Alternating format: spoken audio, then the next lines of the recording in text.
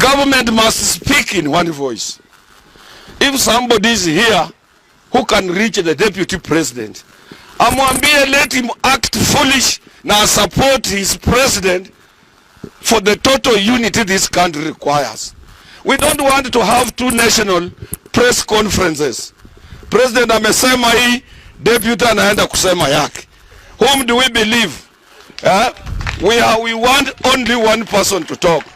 So somebody should advise Gachagua. He was a dio, he was a DC, ni mtu alifundishwa in the then Kenya Institute of Administration, ambao watu wanaelewa the code of conduct in the system, pahali watu wanaelewa the command ya serikali vile inavyotembea, na wakiwa na shida they solve in boardrooms. Since in the trade union you will never hear us in the papers or people calling different press conferences to attack one another, because we need that unity like yesterday. We need that unity in the system, we need that unity in government, and the person who can cultivate and assist his principal leader is the deputy president. The time is not yet. Atauliza kura 2027 if he so wishes, and we look at his record. If he's qualified, Kenyans will vote for him. But Ajua Gen Z might come up with their own candidate. So he must also be careful. This is his opportunity. He should not throw away this opportunity. They must work unitedly and attract and show the Gen Z that they are in command, and the young people will respect them and they will finish their term.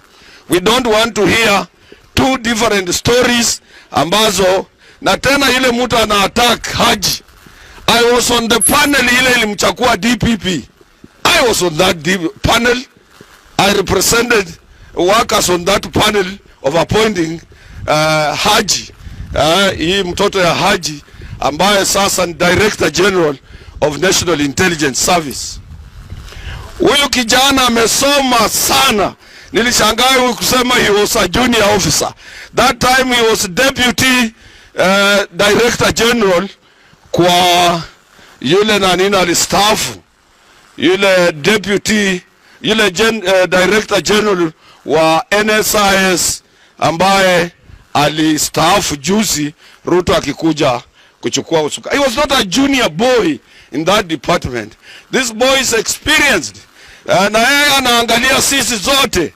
Haangalii yeye peke yake. Unaweza kuwa kwa serikali na kumbe uko nje ya serikali.